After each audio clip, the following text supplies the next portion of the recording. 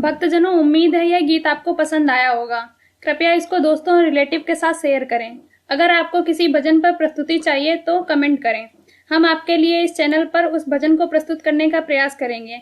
अगर आपने हमारे YouTube चैनल को सब्सक्राइब नहीं किया है तो तुरंत सब्सक्राइब करें और बेल आइकन दबाना बिल्कुल ना भूलें। धन्यवाद।